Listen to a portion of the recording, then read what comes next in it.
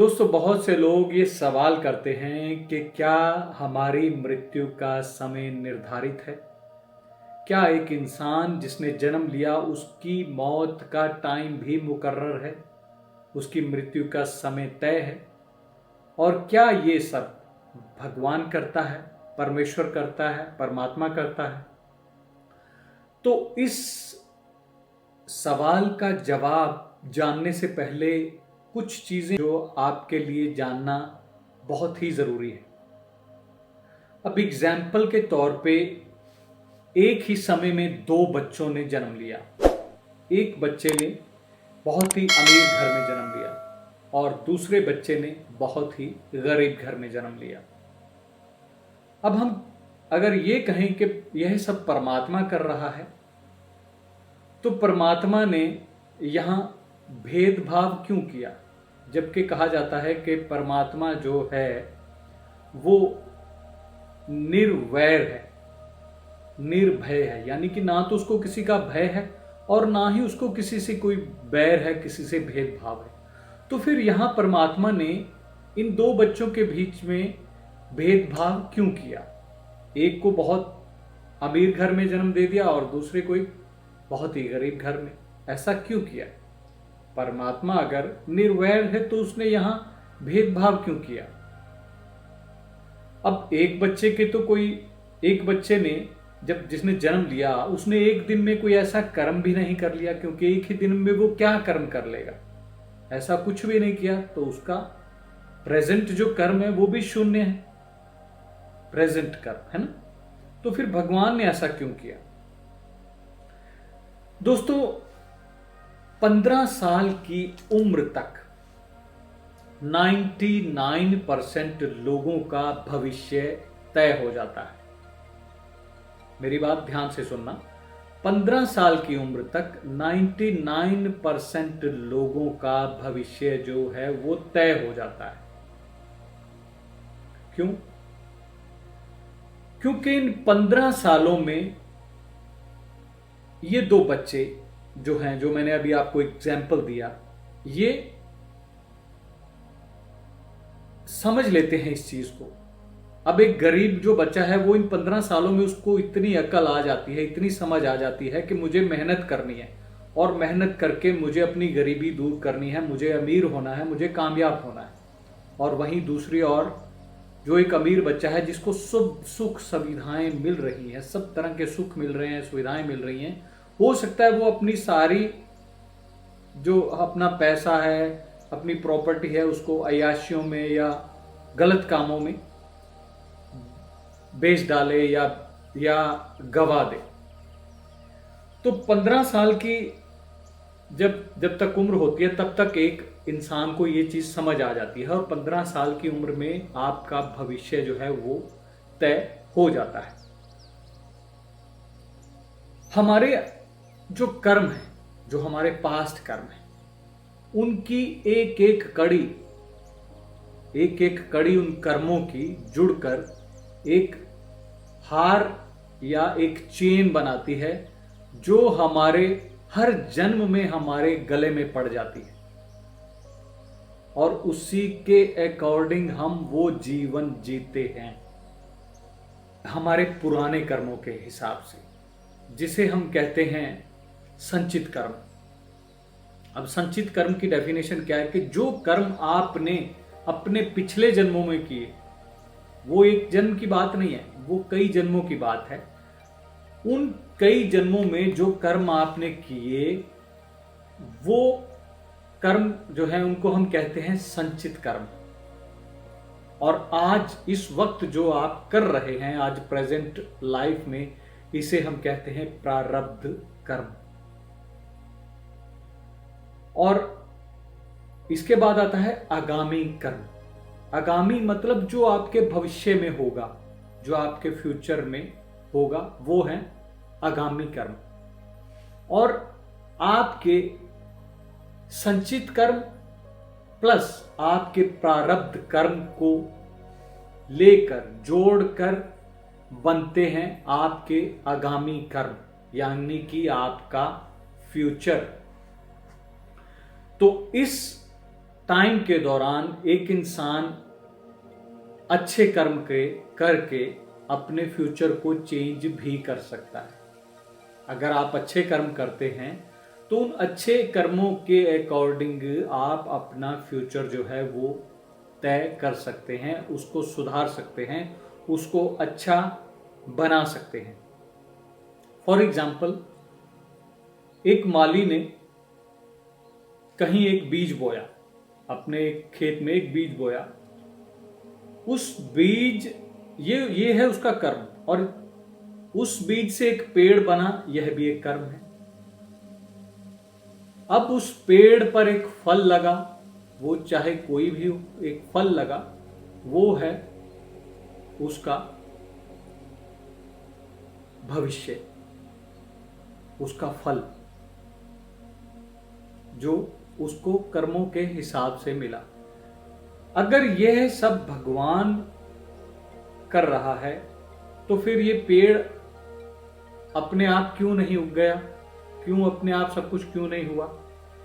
अगर एक इंसान कर्म ही नहीं करता, एक माली वो बीज बोता ही नहीं या पेड़ लगाता ही नहीं, तो फल कहां से मिलता? ये बात समझने वाली है उन लोगों के लिए जो लोग इस धारणा में जीते हैं कि सब जो है वो भगवान ही कर रहा है।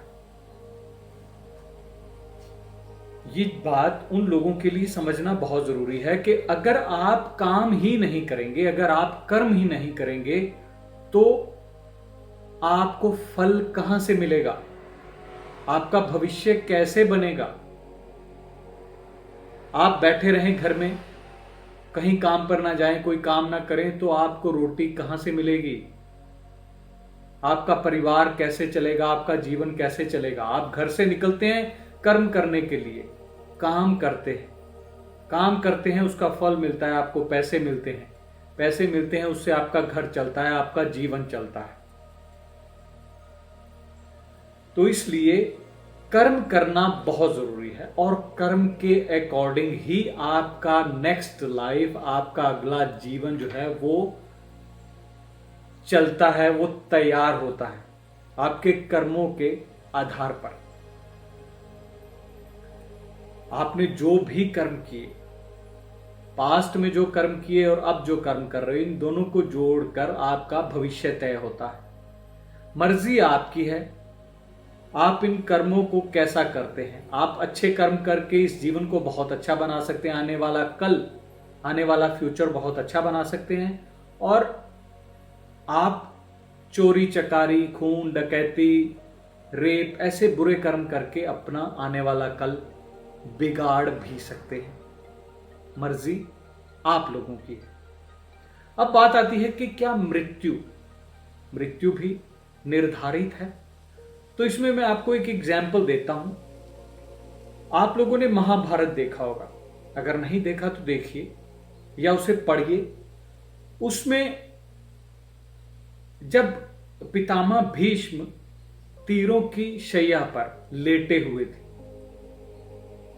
तब श्री कृष्ण उनसे मिलने के लिए जाते हैं, और पितामह भीष्म उनसे सवाल करते हैं कि मैंने तो अपने जीवन में कोई बुरा कर्म भी नहीं किया, मैंने कोई पाप नहीं किया, मैं तो एक ब्रह्मचारी हूं, फिर मुझे ऐसी भयानक मौत क्यों मिल रही है कि मैं तड़प रहा हूं, तड़प तड़प के मेरी जान निकल रही है, क्यों?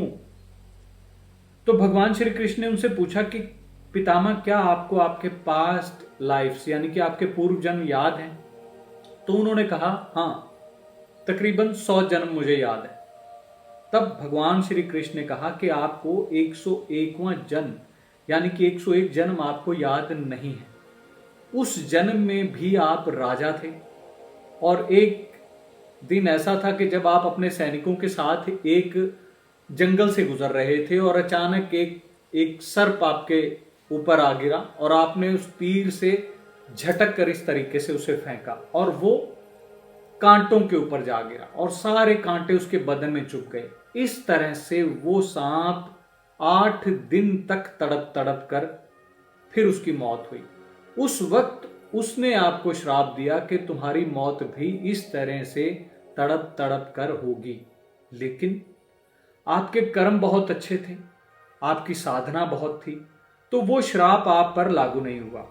लेकिन जब भरी सभा में द्रौपदी का चीरहरण किया जा रहा था, आप चाहते तो उसे बचा सकते थे, लेकिन आप वह देखते रहे, आपने उसे बचाया नहीं। वहां आपके अच्छे कर्म जल गए और वो श्राप आप पर लागू हो गया।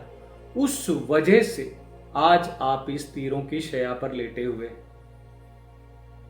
तो बात बहुत ही साफ और स्पष्ट है कि आपकी मृत्यु निर्धारित होती है आपके कर्मों से। जैसे कर्म आपने किए उसी हिसाब से आपकी मृत्यु निर्धारित होगी। इसमें भगवान का कुछ लेना देना नहीं है। अब एक इंसान की आयु जो है, एक निर्धारित आयु मिलती है एक इंसान को, मान लो 60 वर्ष, लेकिन उस इंसान ने 20 वर्ष की आयु में या 30 वर्ष की आयु में नशा करना शुरू कर दिया, तो उसमें भगवान की क्या गलती? गलती आपकी ना, क्योंकि आपने या उस इंसान ने खुद वो चीज चुनी कि मुझे ये काम करना है, मुझे ये कर्म करना है। और एक इंसान अगर किसी भी आयु में, उसकी आयु मान लो 70 साल है या 80 साल निर्धारित है, और उसने 25 साल में 30 साल में आत्महत्या कर ली, तो उसमें भगवान का कोई दोष नहीं है, दोष आपका है, क्योंकि आपने वो अपनी मर्जी से किया। आपने अपनी मर्जी से वो मृत्यु चुनी, जबकि आपकी आयु 70 या 80 वर्ष थी या 60 वर्ष थी आपके कर्मों के हिसाब से। लेकिन ये एक नया कर्म आपने किया। आपने सुना होगा होनी और अनहोनी, अनहोनी मृत्यु, है ना? बोलते हैं ना कि अनहोनी हो गई, मतलब कि वो काम जो मतलब तय नहीं था, जो होना नहीं था, लेकिन फिर भी आपने उसे कर दिया या हो गया, वो चीज है, उसको हम बोलते हैं अनहोनी, है ना? तो इस तरीके से उस इंसान ने अपनी मृत्यु खुद तय की, उसने सुसाइड कर लिया और उसकी मृत्यु हो गई। तो ये उसने एक नया कर्म क्रिएट कर दिया। अब ये अगर गलत कर्म उसने क्रिएट किया है तो ये भी आगे चल के कहीं ना कहीं किसी रूप में उसको भुगतना पड़ेगा। तो इसलिए अब उम्मीद करता हूं कि आपको ये चीज समझ आ गई होगी कि जो भी करता है भगवान करता है, ये ऐसा नहीं है, ऐसा नहीं है। जो भी करते हैं वो हम खुद करते हैं, हम खुद चुनते हैं अपना जीवन कि हमें कैसा जीवन चाहिए। अगर आप अच्छे कर्म करते हैं, साधना करते हैं, तो आपको अगला जीवन उसके आधार पर बहुत अच्छा मिलता है। अगर आप पाप करते हैं, चोरी, डकैती, मर्डर, रेप, तो उसके आधार पे आपको बहुत बुरा जन्म मिलता है। या किसी गरीब परिवार में, या किसी, बहुत से लोग सुने होंगे जो बाय बर्थ जिनको कोई बीमारी होती है। अभी मैंने कुछ दिन पहले एक रेग्रेशन किया था, वो बच्चे, छोटे से बच्चे को ब्लड कैंसर था या पता नहीं ऑर्गन्स का या कुछ ऐसा, उसे कैंसर था। तो वो क्यों हुआ? अब इतने छोटे बच्चे को कैंसर है तो मतलब उसके पास्ट में कुछ उसने बहुत बुरा किया, उस वजह से उसका ये, उसको उस कर्मों के आधार पे उसको ये जीवन मिला। तो इसलिए भगवान नहीं करता, करते आप खुद हैं। आप अपना जीवन खुद बनाते हैं, खुद चूज करते हैं कि मुझे नेक्स्ट लाइफ कैसी चाहिए, मुझे अपना भविष्य कैसे चाहिए, मुझे अगला जीवन कैसे चाहिए। और जो लोग यही सोच के जीवन जी रहे हैं कि जो भी करेगा भगवान ही करेगा, तो वो गलत है। इस चीज को, इस थ्योरी को समझने की कोशिश कीजिए, कर्मास की थ्योरी को समझने की कोशिश कीजिए। अगर इसको समझने की कोशिश करेंगे तो हर चीज क्लियर हो जाएगी और ऑटोमेटिकली बुरे कर्म करने से डरेंगे आप, क्योंकि बुरे कर्मों का नतीजा बहुत गलत है। अगर अच्छे कर्म करोगे, अच्छे घर में जन्म होगा, सुख संपत्ति सब आपको मिलेगा। बुरे कर्म करोगे तो उसके अकॉर्डिंग ही आपको बुरा जीवन, बुरा घर, परिवार, बीमारियां, ये सब आपको मिलेगा। अब डिपेंड करता है आप पर कि आपको कैसे कर्म करने हैं और कैसी लाइफ आपको चाहिए। अब बहुत से लोग यहाँ ये भी कहते हैं कि हम तो हर रोज पूजा पाठ करते हैं, हम तो भगवान को बहुत मानते हैं, हमने मंदिर बनवाया, ये बनवाया। तो ये कर्म आप अब कर रहे हैं। जो फसल आपने अपने पिछले जीवन में बोई थी वो आज आप काट रहे हैं। ये जीवन जो जी रहे हैं ये वो फसल है जिसको आपने अपने पिछले जीवन में बोया था।